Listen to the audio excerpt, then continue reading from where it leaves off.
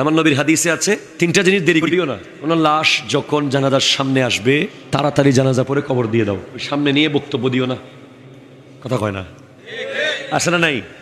আমরা লাশ সামনে নিয়ে মোটামুটি 10-12 জন বক্তব্য রাখি, হুরুস্তু লাশের শান বলি, লাশের উপর যে কি কষ্ট হচ্ছে এটা আমরা বুঝি না। তো লাশকে সামনে নিয়ে বক্তব্য দেওয়ার প্রবণতা বন্ধ করতে হবে, এতে মুর্দার কষ্ট হয়। ওনার কারাগার থেকে উনি বের হয়ে গেছে, দুনিয়ার কারাগার থেকে, এখন উনি নেককার, ওনার জান্নাত অপেক্ষা করতেছে। আপনি 1 মিনিট এখানে কারাগারে রাখতেছেন জোর করে ওনাকে, ঠিক কিনা কথা জোরে বলেন। এরপর অনেক সময় আমরা দেখি বিদেশ থেকে কে আসবে 8-10 ঘন্টা ফ্রিজে, কেন না? বাস ওনার জন্য এসে দোয়া করবে। বিদেশ থেকে একজন লোক, ভাই ছেলে ভাই বোন কে আসবে, তার জন্য একটা মানুষকে বরফের ভিতরে আপনি ঢুকিয়ে রেখেছেন, না, তার উপর জুলুম করেছেন, এটা করা যাবে না। কসরু আজমিল মাইয়াতে কাকাসরিহি হাইয়ান, হাদিসে আছে একজন মুর্দার মরার পরে হাড্ডি ভাঙা জীবিত অবস্থায় হাড্ডি ভাঙার চেয়ে আরো কঠিন কষ্টের। তো মানুষকে বরফে রাখতে পারবেন আপনি? 10 মিনিট রাখা যাবে বরফের ভিতরে? আপনি এসি একটু বেশি বেড়ে গেলে আপনি কমাই দেন, ফ্যান শীতকালে একটু বেশি চললে আপনি বন্ধ করে দেন। আপনি একটা লাশকে ঘন্টার পর ঘন্টা বরফে রাখেন, আপনি জুলুম করেন। কথা জোরে বলেন না, এগুলো করবেন না। 2, কোন মেয়ে বিয়ের উপযুক্ত হয়েছে সাথে সাথে বিয়ে দেন, সাথে সাথে না মাস্টার্স পাস করাবো, না না দেখি আরো না, প্রতি মুহূর্তের গুনাহ বাবার কাঁধে। যতক্ষণ ওই মেয়ে আপনার কাস্টডির মধ্যে আছে, তার বেপরদাগি, তার গুনাহ, তার ফেসবুক, তার মেসেঞ্জার, তার চ্যাটিং, তার হাঁটা, তার চলা, তার শপিং, যা যা যেখানে যেখানে সে বেপরদা যাচ্ছে, প্রত্যেকটা গুনাহ বাবার কাঁধে। বাবার পরে ভাইয়ের কাঁধে, ভাইয়ের পরে স্বামীর কাঁধে, স্বামীর পরে আবার সন্তানের কাঁধেও যাবে। যদি মা বেপরদা চলে, ছেলে যদি আদবের ভিতরে মাকে না বুঝায়। আমাজান হযরতে ফাতেমাতুজ জাহরা রাদিয়াল্লাহু তাআলা জিজ্ঞেস করছেন, ইয়া রাসূলুল্লাহ আমি কতটুকু পর্দা করব? নবীজি বলেছেন, যতটুকু আগুন থেকে বাঁচাতে চাও, যতটুকু আগুনে পোড়া থেকে বাঁচাতে চাও ততটুকু পর্দা করো। আমি আল্লাহু আকবার, আমি বলেছি আপনাদের আনোয়ারার বক্তিয়ার পাড়ার কথা আমি সব জায়গায় বলি, পর্দার কথা। ওখানে একটা আনকমন পর্দা আমি দেখেছি, বাংলাদেশে কোথাও দেখি নেই। ইদানিং বোধহয় আস্তে আস্তে কমে যাচ্ছে, আছে এখনো আছে। আপনি অবাক হবেন, আপনারা তো গাউসে পাক আব্দুল কাদের জিলানী রহমতুল্লাহ আলাইহির মায়ের ঘটনা শুনেছেন। একটা ল্যাংরা লুলা বোবা কানা মেয়ে বিয়ে করতে হবে। তো আপনাকে আমি বলি, আচ্ছা জুইদণ্ডির মধ্যে এই গ্রামে কার ঘরে কোন মেয়ে আছে, কার বয়স কত, কার বিয়ে কত, কখন হয়েছে, কে বিয়ের উপযুক্ত হয়েছে, প্রায় মানুষ জানে। আমার এলাকার খবর একই, ওনার এলাকার খবর একই, ওনারও একই। কিন্তু আব্দুল কাদের জিলানী রহমতুল্লাহের আম্মা কতটুকু পর্দা করেছে যে 12 বছর উনি ওই ঘরে কাজ করেছেন। আব্দুল্লাহ হযরতে আবু সালে মুসা জঙ্গি দোস্ত, উনি জানতেন না সেই ঘরে একটা মেয়ে আছে। 12 দিন লাগবে এখন জানতে, 12 দিন লাগতে পারে সর্বোচ্চ, গোটা গ্রামে কার ঘরে কয়টা মেয়ে আছে জানার জন্য। পর্দা কোন লেভেলের হলে 12 বছর কাজ করেছেন জানেন নাই কোনোভাবে এখানে একটা মেয়ে আছে। এরকম একটা উদাহরণ আমি আপনাকে দিতে পারি, পৃথিবীতে অনেক জায়গায় এরকম উদাহরণ আছে, তবে আমার জানা একটা উদাহরণ আছে, দরবারের শ্রীকোট শরীফে যারা যারা গেছেন হুজুর কেবলার দরবারে, ওনারা এসে বলেছেন যে ওখানে কোনো নারীর অস্তিত্ব আছে কিনা জানা অসম্ভব। কোনোভাবেই বোঝার উপায় নেই যেখানে কোনো নারী আছে আসলে। এই না হলে কি পেট থেকে আওলাদ রাসূলুল্লাহ সৈয়দ আহমদ শাহ শ্রীকুটি আসে? এই না হলে কি আল্লামা তৈয়ব শাহ কেবলার মতো জাত আসে? এই না হলে আল্লামা তহের শাহ সাহেব কেবলা, যাকে দেখলে যুগের শ্রেষ্ঠ সুফিকে দেখছি মনে হয়, যিনি গ্লাসের ভিতর থেকে ফু দিয়েছেন, মৌলানা মুখতার আহমদ রেজভী হুজুরের মেয়ের মুখ দিয়ে আওয়াজ বের হওয়া শুরু হয়ে গেছে। গ্লাসে কোলেন নাই, গ্লাসের ভিতর থেকে ফু দিয়েছে।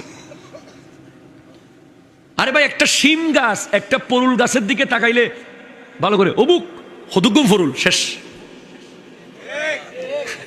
ঠিক কিনা বলেন না? একটা কাঁঠাল গাছে ও বারে দুগুণ হাট্টল।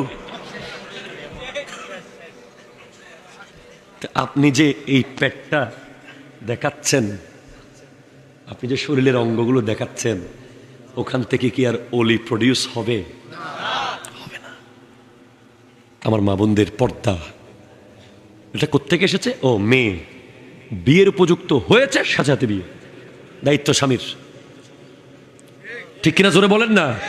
এবার স্বামীর আন্ডারে থাকবে, স্বামী বুঝবে। এখন এখন স্বামীও তো আবার মারাত্মক, বউয়ের ছবি ফেসবুকে না দিলে ওনার ভাত হজম হয় না।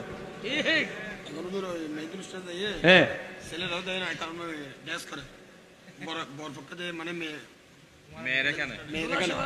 লা হাওলা ওয়ালা কুওয়াতা ইল্লা বিল্লাহ, লা হাওলা ওয়ালা কুওয়াতা ইল্লা বিল্লাহ। সবাই বলেন লা হাওলা ওয়ালা কুওয়াতা আস্তাগফিরুল্লাহ রাব্বি মিন কুল্লি যামবিন ওয়া আতুবু ইলাইহি। আয় হায় হায়, ডান্স তো করে, দুঃখ লাগে যে ডান্স করা যে হারাম, এটাও মানে না। যে মনে করে যে এটা যদি বলেন আপনি এখন এই তুমি মেয়েদের অনুষ্ঠানে গিয়ে এটা কেন করলে, আরে সবাই করে। কিতাবের নাম কি? কিতাবের নাম কি? ফতোয়ায়ে সবাই করে। এরপরে বলে যে আরেকটা কিতাব আছে, মানুষ কি বলবে। কিতাবের নাম কি? যে বল না, কিতাবের নাম কি? আল্লাহ কি বলবে সেটা না, রাসূল কি বলবে সেটা না।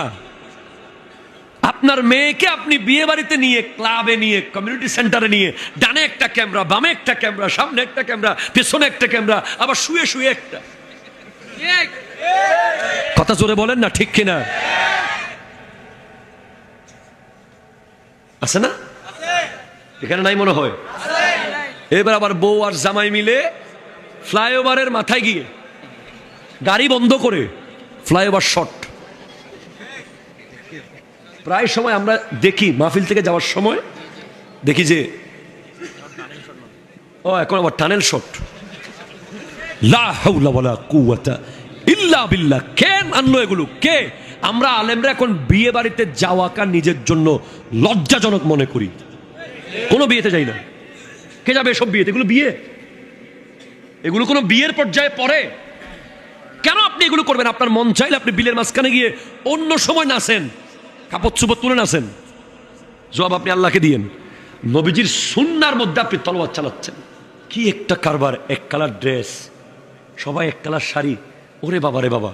ওখান থেকে আসার পরে বলতে, দোস্ত আমি তো শেষ। ওটা কি দেখলাম? জেনার বাজার, বিয়ে বাড়ি না। কি বলেন না? কি ব্যভিচারের একটা বাজার হয়ে গেছে বর্তমান বিয়ে বাড়ি। আপনি আমাকে ওল্ড বলেন, আপনি আমাকে প্রিমিটিভ বলেন, আপনি আমাকে শাইন বলেন, আপনি আমাকে খ্যাত বলেন, খ্যাত।